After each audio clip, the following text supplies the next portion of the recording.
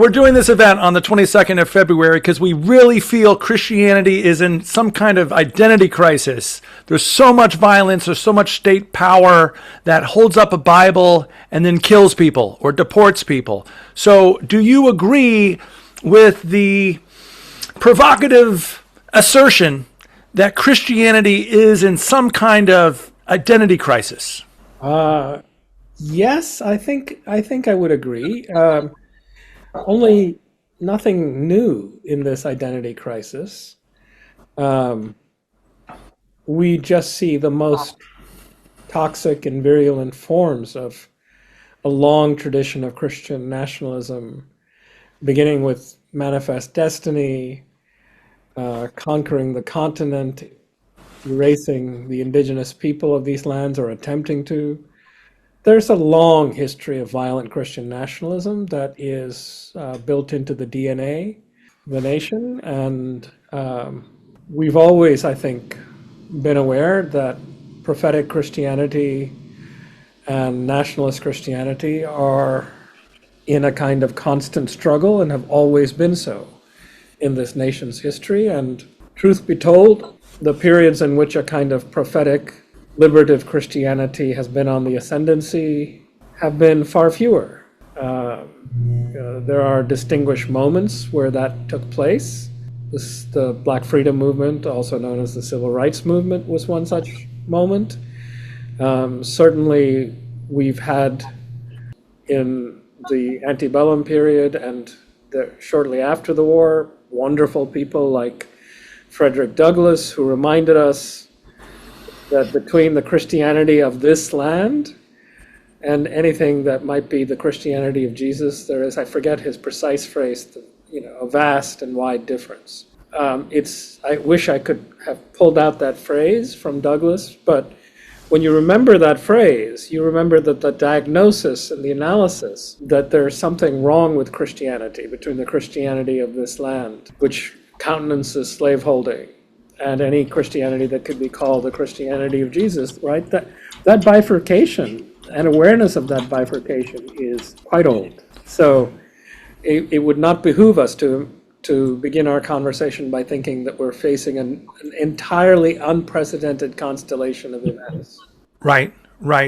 I think, though, with people like Pete Hegseth bombing people in Africa on Christmas and then saying Merry Christmas, or Kristi Noem using the Bible to recruit people from ICE, it seems like, or Trump, recruiting Christians to storm the Capitol on January 6th and use symbols like the noose and the cross and the gallows. It seems that that mainstream Christians, like there's the Baptist group that did a whole analysis about January 6th. It seems that mainstream Christians are being provoked by an extreme form of Christian nationalism. So, yeah. Certainly agreed that what has always been part of the country's DNA has moved into central positions once more. And that's incontestable. So the question, Professor, is what specifically from the biography of the historical Jesus do you think that we maybe should be re-examining or looking at? What about the man's life should we be bringing forward more? Oh, as soon as you ask me that question, my mind goes straight to Howard Thurman's Jesus and the Disinherited, which is, in my estimation, one of the indispensable classics of American religious life at its best. And many know that Jesus and the Disinherited was a book that Martin King carried with him everywhere he went and consulted constantly, and he regarded Thurman as a mentor. And I think one of the core lesson of that book is that you don't know how to read Jesus rightly unless you understand him to be speaking, that Jesus was speaking to those who have their backs against the wall. Right, the destitute. Yes, and if you don't remember that is who Jesus was speaking to, Jesus was speaking to a people who were the disinherited, who were under Roman occupation, who did have their backs against the wall, whose dignity and worth was being denied by active Roman oppression, and that was the context in which he was doing his speaking. The Jesus, the Jesus we can construct would bear no resemblance to the Jesus of his historical moment. So, if there is something like a little book that might serve as a Bible for this gathering of ours, I would highly commend Jesus and the Disinherited, and I might make it a point to reread that yet another time before I show up. Oh, great. I'm thinking we will have a books table. So I have a strategy to get some books there, and I'm going to note that. We'll put that on the screen too. And by the way, we're also going to put on the screen later.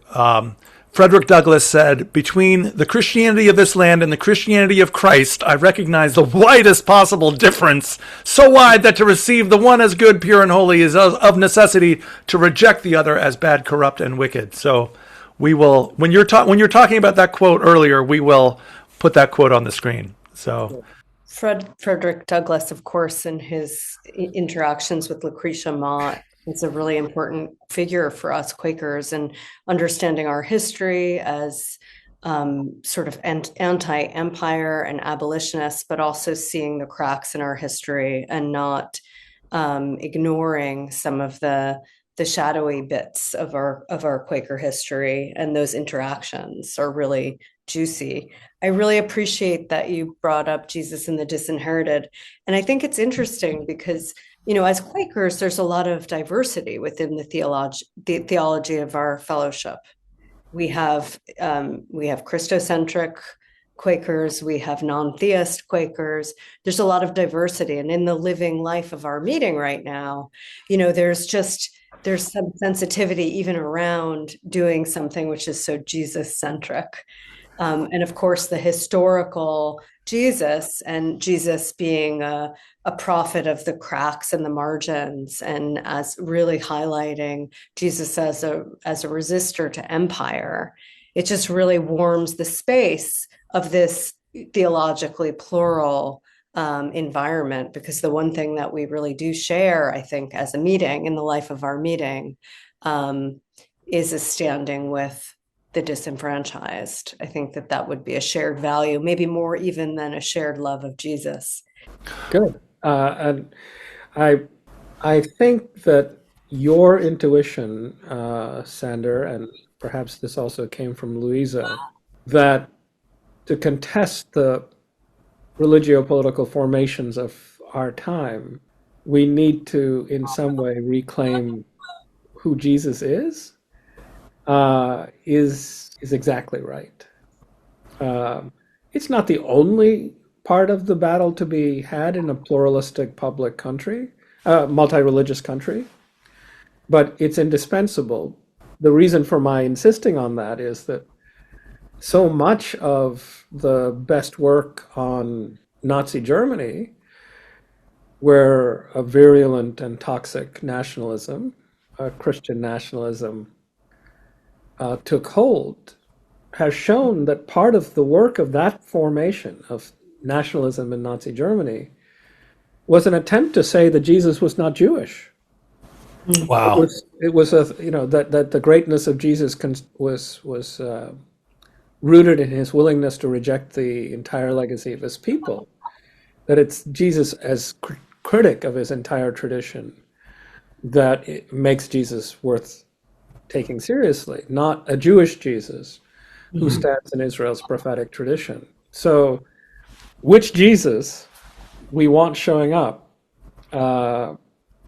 It seems that the right has always known that if you have to co-opt Jesus first, or at least as part, if not first, then as part of your movement. I want to confess something to you both that you might not know this, Louisa, but I actually invited former Congresswoman Marjorie Taylor Greene to participate in this event in some way, because you might think it's just a theory that I have that looking at the actual message and the actual life of Jesus can rupture Christian nationalism, but it's not a theory in her case, because what she saw at the funeral of Charlie Kirk is a message of forgiveness to the killer from the widow, and then Trump negated that message of forgiveness and said that he was not willing to forgive. And that was so un-Christian and so un-Jesus-like that Marjorie Taylor Greene, one of Trump's closest allies, broke with Trump and decided to retire from Congress. Now, Marjorie Taylor Greene did not agree to come to our event, so don't worry. There's not going to be that controversy of, Sander, why the heck did you do this? So, but it's interesting, since John said, I think your instinct is right. The message of Jesus contradicts the behavior of the Christian nationalists. And so I just think, like, the question becomes, John, how can we encourage more people who are inside the system to have kind of an awakening, have like an aha moment, a come to Jesus moment? A come to Jesus moment. Yeah. And which, yeah, I know. And then it begs the question, which Jesus? But the No, this is a deep and searching question for which I'm not sure any of us have a clear and lucid answer. And so deliberating together is essential to any work that we do. It's I hope that spirit of collaboration and imagination is part of that day, because I'm not in the business of dispensing ready-made answers that I've already formulated. That's I may be smart, but I ain't myself Jesus.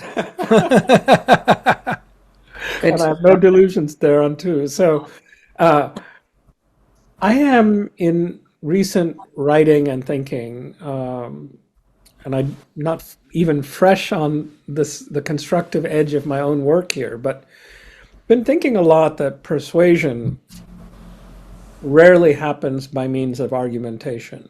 Right. Yeah. And there are multiple streams of wisdom that tell us that when we try to out-argue our opponents, nothing productive results. And Jesus has his most pessimistic sounding moments when he cites Isaiah and says directly, this people's heart has grown dull. And it's this dullness of the heart that he hopes somehow to overcome. And in his, I wouldn't say despairing moments, but in his soberest moments, he wonders, like Isaiah did, whether people whose heart has grown dull can be redeemed from themselves. So that discourse is striking to me. So as much as we might speak of opening minds, I think the deeper question of opening hearts is a more felicitous way to begin. Mind you, I don't actually believe in a bifurcation of mind and heart. I think that bifurcation is itself deeply problematic. But the language of, in the Greek, the cardia or cardia, from which we get cardiologist,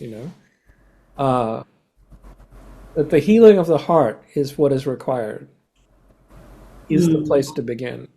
And I want to suggest that our right-wing opponents have been working on the heart for a very long time, and in an effort to corrode it, such that what is morally permissible to say, think, imagine in the public sphere, with not a trace of shamelessness, the situation that now obtains. They've been working at that for a very long time.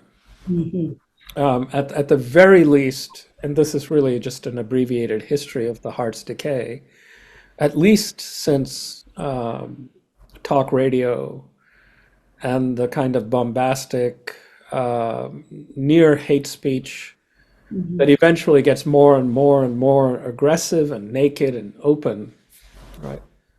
to the point that we can say the most heinous things um, in public, uh, particularly about immigrants, about the kinds of, pardon the language, but this is the language of our president, shithole countries.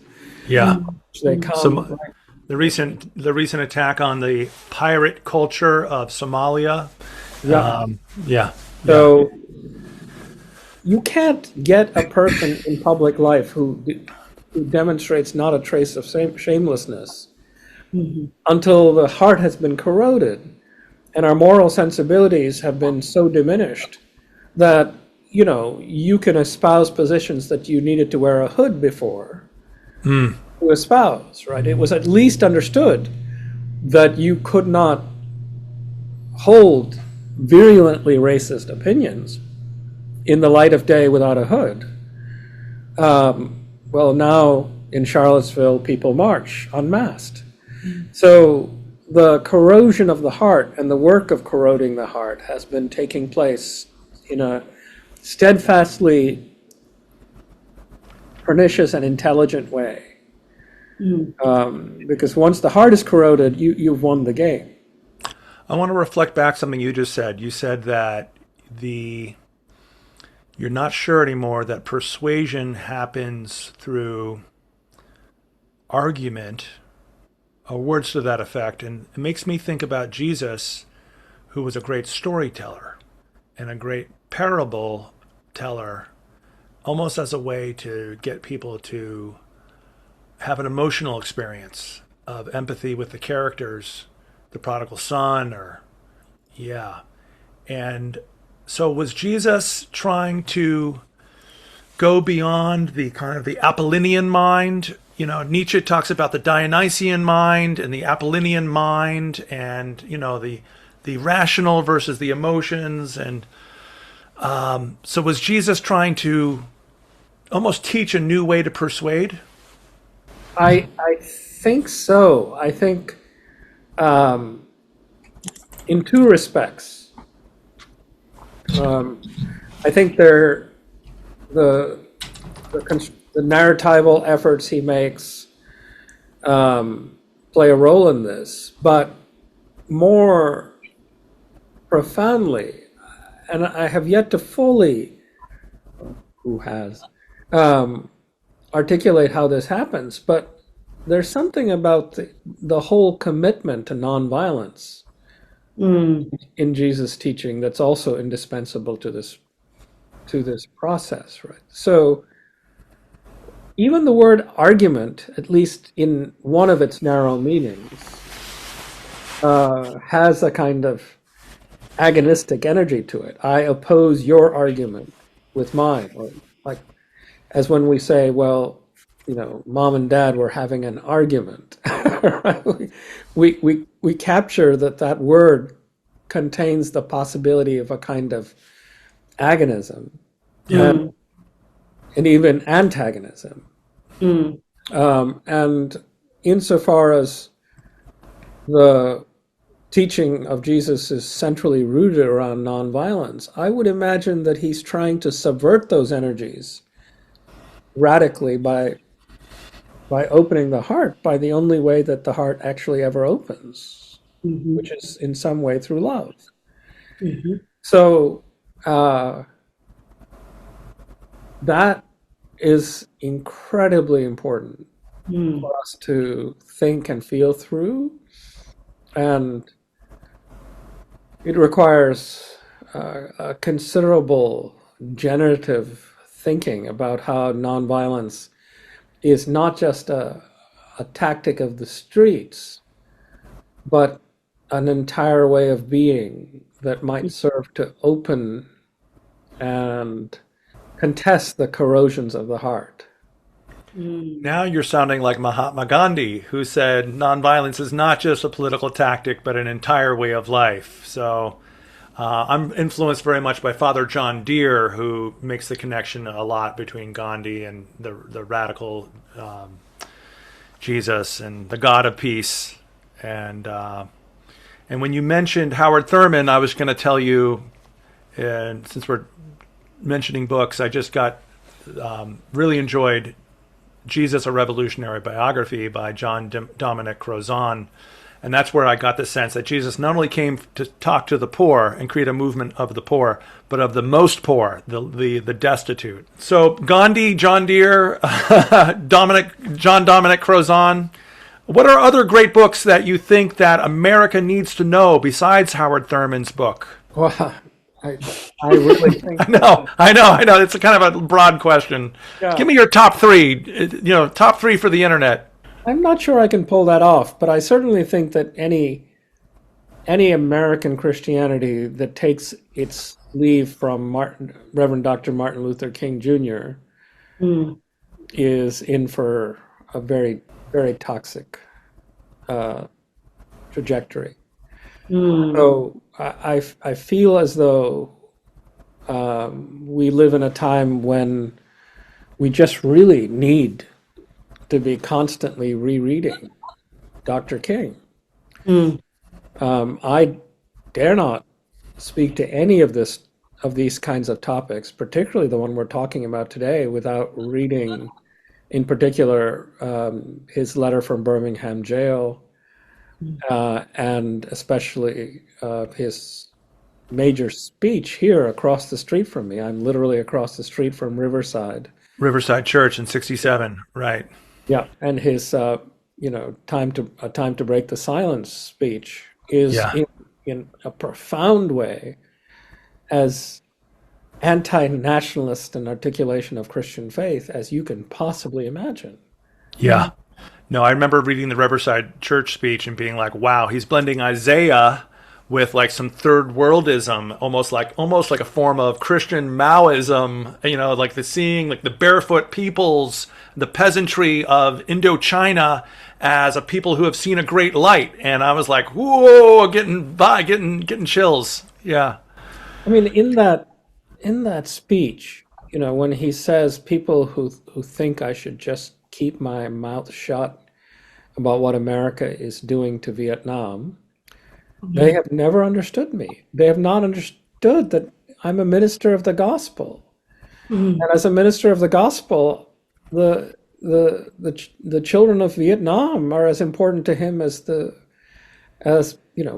black children and white children he spoke about in the US. And if they aren't, he's not a minister of the gospel. So any configuration of Christianity that sanctifies the nation, or thinks that the nation even plays a particularly instrumental role in the generation of what King called the beloved community, is nothing that can be recognized as authentically Christian.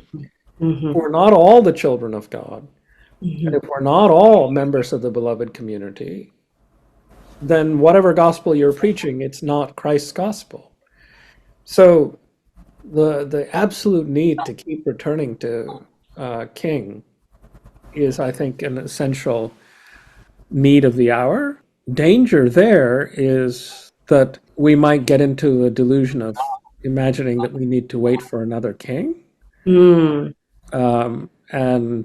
that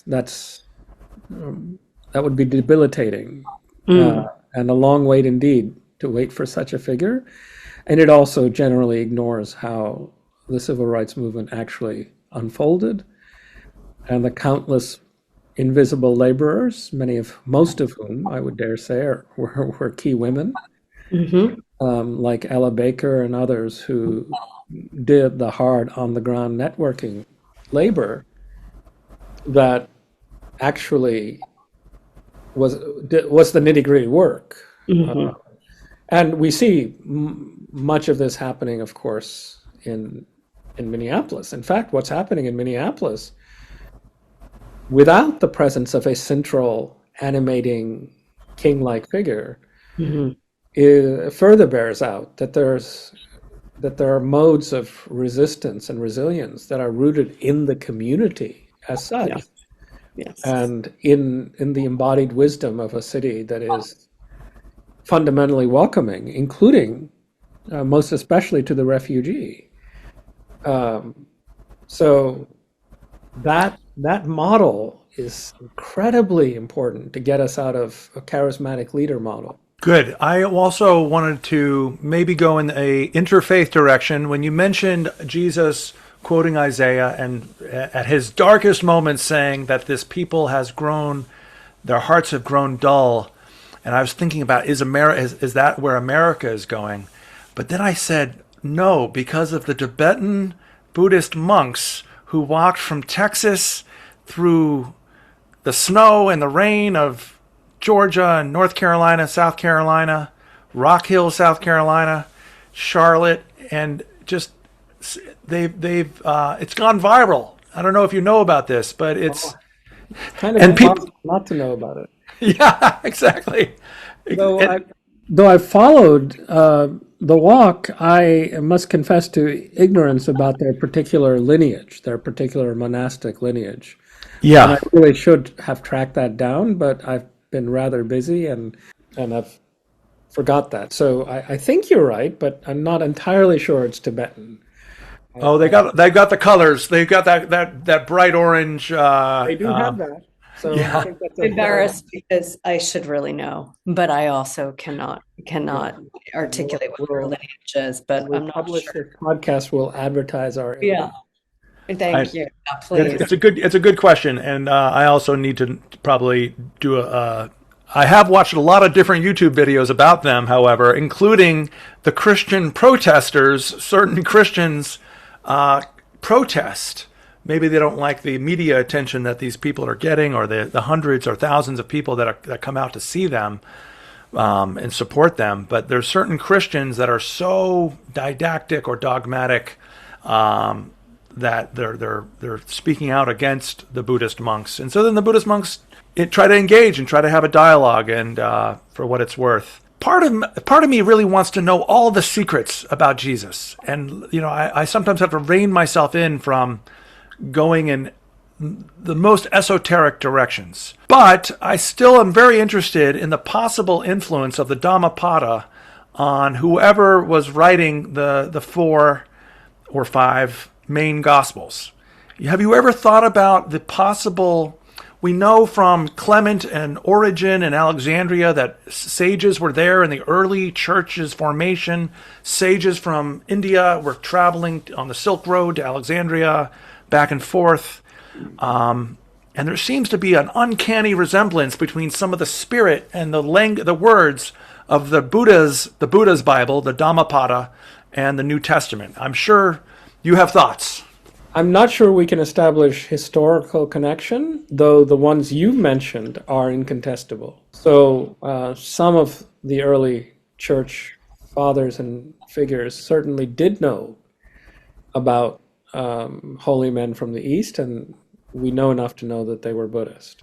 We do. That's good. I didn't know that. I thought they might be Hindu or Krishnas. I think there's no particular debate about that, but there is, to my mind, no credible, verifiable knowledge about the composition of the biblical texts and whatever interreligious influences might be there, beyond, of course, the ways in which the milieu in which the Gospels took shape were themselves deeply interreligious.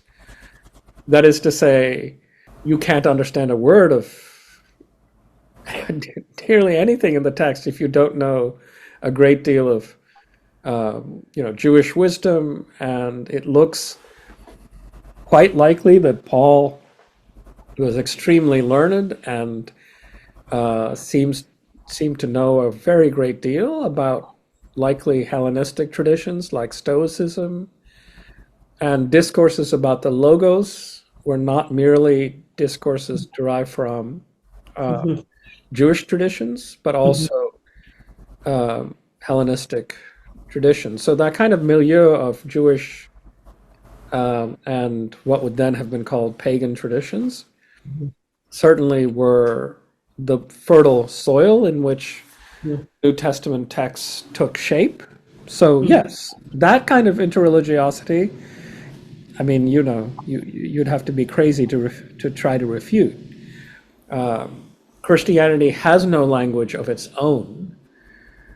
in which to say anything distinctive if it lost access to the Greek language, Greek categories, and Jewish wisdom. The only early distinctive Jewish claim is that this executed man was the Messiah, but even Messiah is a Jewish word. So, in that sense, the text in its inception is a thoroughly interreligious product, quite apart from Indic elements. As a Quaker, I appreciate so much, Dr. Tatamanal, the way that you're highlighting this wisdom that emerges from the community, this soul force, to use Gandhian language, that emerges, this fire, as you mentioned in the beginning of this conversation, Sander, this warm, heart-centered, prophetic energy that does come through people such as the Buddha, Shakyamuni, or Jesus, or King, and others. In a Quaker context, I very much appreciate this collaborative sense that you're inviting, that wisdom, solutions, strategies, ministry, comes through the co-intelligence of the community and rises up. That's very Quaker. And I believe right now within the life of our meeting, there is this dual awareness that we need to really cultivate the gifts of ministry within the community while remaining non-authoritative, while remaining, sort of allergic to this sense of creating kings, etc. And so both things need to happen right now, really encouraging each other to use our voices, to stand up, to bring our ministry into the world, to heed the call to heal the world, to open the hearts. And I wonder, Dr. Tatamanal, I know a little bit about your connection to Vedanta, your sort of learning in this very deeply labored way, Sanskrit, and connecting in this way to Vedanta, and also, of course, your journey to become a priest in the Episcopalian Church. And I wonder if you would say a few words about your ministerial call and how that's lived in your life, how you've heeded it, how it's been cultivated. Anything in that area, I would love to hear. Yeah, I've been asked increasingly to write more autobiographically, and I've been saying yes to that. And I'm not accustomed to it, and so I when the invitation is given, it always feels a little delicate to speak in this way, but I will. I think of almost all my work as in some way rooted with to the fact that I'm an immigrant. Mm. I came to the U.S. when I was nearly 9, and within the first 10 years, actually, the Immigration Nationality Act was passed in 1965, and I arrived a decade later, in 1975. So I'm here precisely because the whites-only immigration policy that was in place for much of the 20th century in the U.S., established in full formulation in the 1920s with the various Asian and Chinese exclusion acts, right? Though the first anti-immigrant backlash codified whites-only immigration. Mm-hmm. In 1965, that came to an end within the ferment of the broader civil rights movement and the Cold War. The idea that we in the US could claim any sort of moral superiority when the legal code of the US excluded Asians, well, that was a hard thing to stomach in the Cold War intellectual rivalry, not just the military rivalry. So within that context, the Immigration Nationality Act passed, and in the 70s there was a nursing shortage, and Mom was a nurse, and so many women from my part of India and Kerala came to the US. Mm-hmm. So there's a very core part of my story that is tied to the national narrative of immigration, which is precisely what this moment is dead set on abandoning and attacking. The US population took a massive decline, Canada too, as North American countries are refusing and turning their backs on this long legacy of immigration. Anyway, coming to the US as a Christian kid, I was part of an Indian Christian community. It meant that I couldn't really answer the question what it meant to be Indian other than the absolutely fabulous food. My experience of being Indian, other than the food, was one of constraint. No dating, no going to school proms, arranged marriage to come in the offing. And so as a preteen and early teen, I became quite interested with Indian traditions, Hinduism and Buddhism in particular, as a way of trying to give myself some broader sense of what it means to be Indian. And that's so yeah, I doubt I would have been asking any of these questions if I weren't an immigrant, a dislocated kid, a precocious, intellectually given, readerly teen or preteen, and that led me to study Hindu and Buddhist traditions. And I think my own spiritual life has always been marked by a profound sense, to use classical Christian discourse, of God being nearer to me than I am to myself. I think that trajectory from St. Paul to Augustine and so forth, that sort of deeply immanent account of God's presence, which Quakers warm to, And divine. The inner light. That entire trajectory of the Christian tradition was within me and was near to me, and even before I could think in theological categories, part of my experience. So out of that experience, to encounter traditions that said even more radical things, that in some way the true self is the divine. Wow, that was something that was quite enriching and challenging and compelling. And that resonance between my own religious experience, my immigrant longings, all of this led me to the study of Hindu and Buddhist traditions.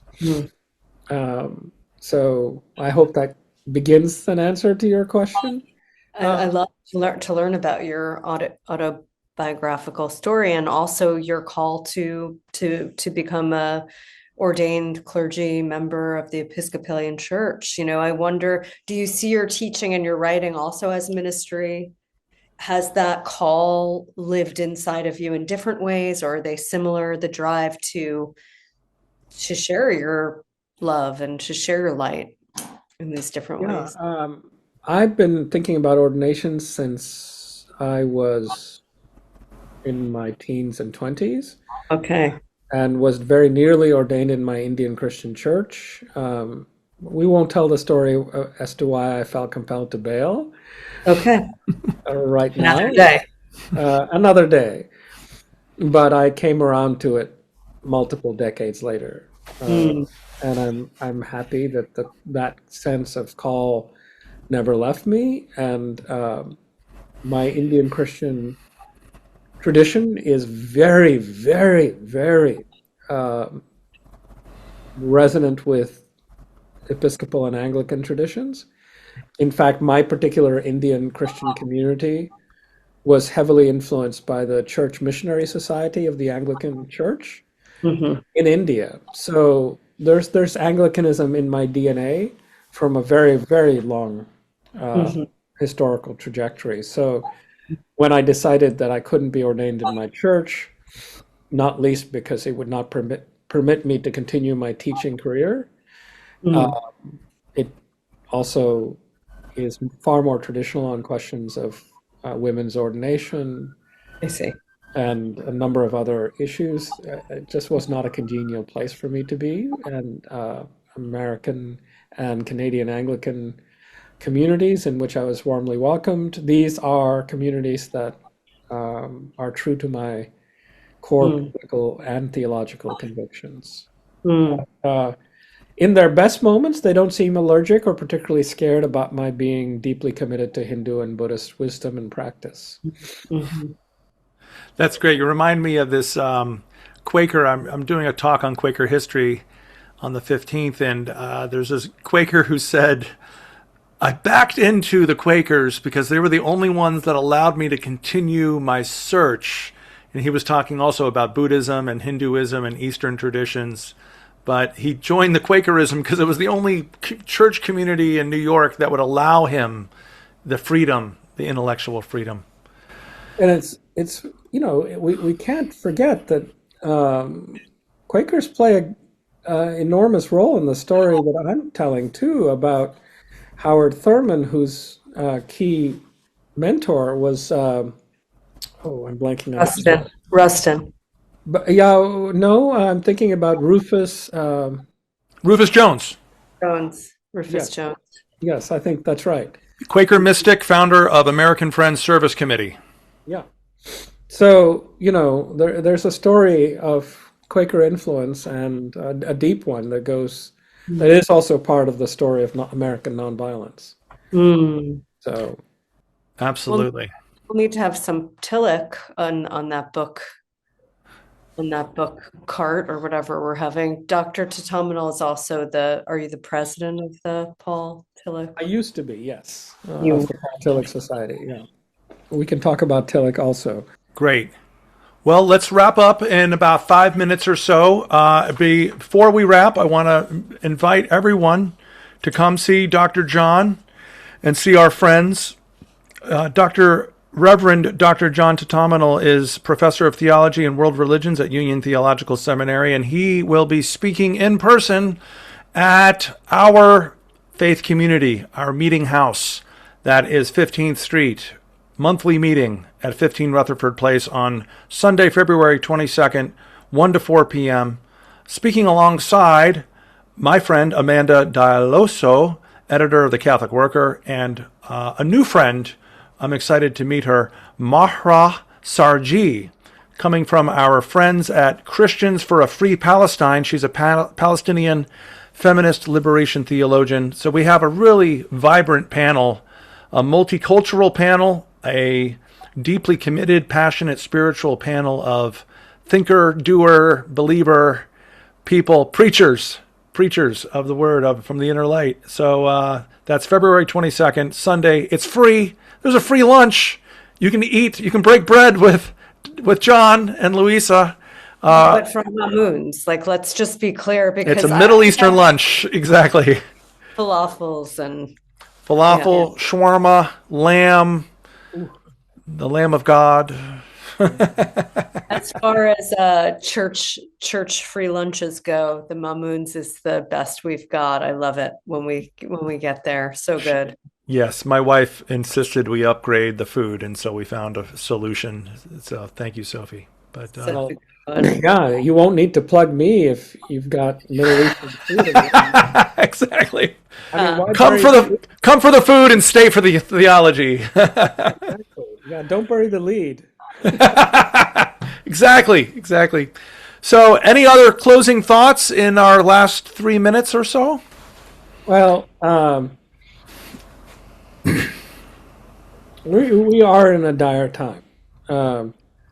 While I'm perfectly willing to and insistent that we do not imagine that the evils we are experiencing are new ex nihilo realities, right? Which is why I began our conversation by talking about manifest destiny, erasure of indigenous peoples, and Frederick Douglass, slaveholding. I mean, there's so much in our nation's history that presaged where we are now. Right? The worst of us, if never addressed, never confessed, never remediated, never repaired, it remains like an underlying infection or a cancer that periodically resurges and infects the body politics. I'm mixing disease metaphors, I know, and then we find ourselves in these kinds of moments. So what we do not confess, what we do not treat, what we do not remediate, will reassert itself. And so we're in a moment of reassertion. And of course, the structure of that reassertion at the end of American Empire is the worst possible manifestation of what has always been with us.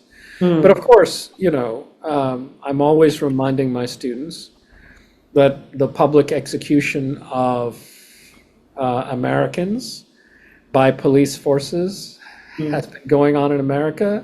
We know the litany of black names. We have had to call to mind George Floyd and others. And before that, the long legacy of lynching. So the cross and the lynching tree needs to be held up here. Yes, indeed. So what's being done to all of us, including white women and men in Renee Good and Alex Pretty, was always being done to some of us.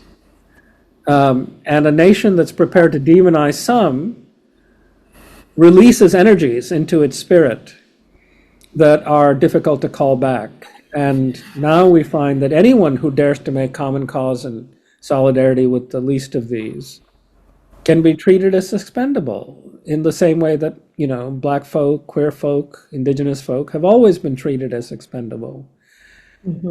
If we don't have a theology, and likely it has to be an interreligious theology, that affirms that every single person is a bearer of infinite dignity, this is where we will be. Every few years, we will return to this situation. I'm not talking about like a mathematical, but it's an inevitability. I remind my congregations reminded my congregation here at St. Mark's in the Bowery in a recent sermon that the title of the sermon that King was to give before he was assassinated, the title that he sent back to the church secretary was "Why America May Go to Hell."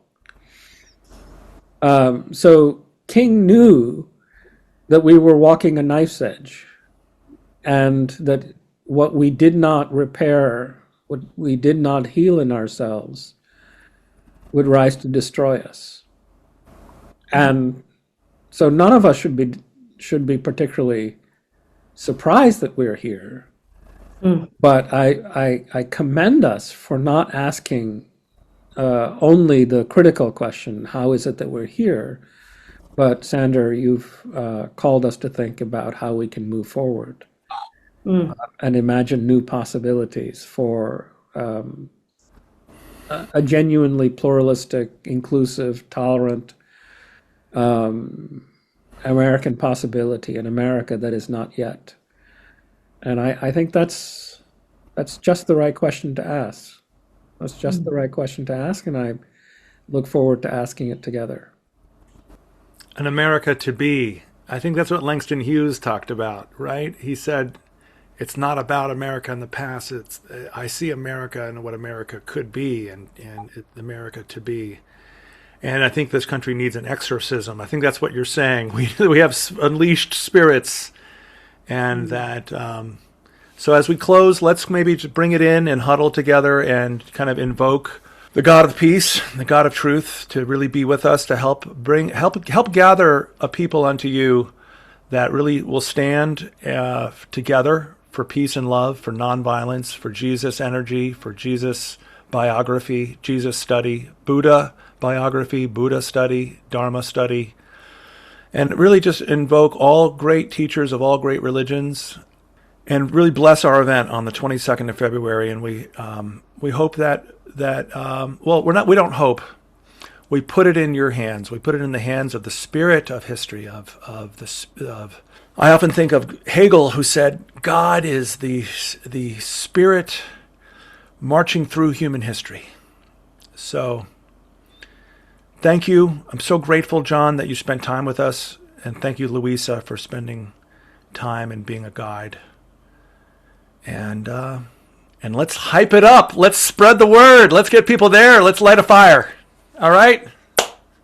Xander, thank you. Thank you, Dr. Thurman. I'll see you on the 22nd. See you on the 22nd. Take care. Meeting for worship at 11, 12:30 is the lunch. The event's at 1. Dr. T, if you can come for meeting for worship, it would be so special to have you. No pressure, but do consider it. I will consider it. I will. It's a question of power hates the truth when it comes from below. This channel is about how people fight power in politics, in religion, in the streets, and in everyday life. We cover democratic socialist races, Palestine, and the genocide in Gaza, Quaker resistance, peace work, and the long tradition of nonviolence that refuses to disappear. Because politics doesn't only live in elections, it lives in housing, in labor, in building things with your hands, in culture, and sometimes in loud, unapologetic punk rock. At the center of this work is the Monks and Punks podcast, a podcast about fighting power with all your heart. If you care about politics, Palestine, peace and nonviolence, housing justice, culture, or building a life that doesn't bow to power, this channel is for you. This is not commentary for spectators. It's for people who still believe ideas and human courage can change things.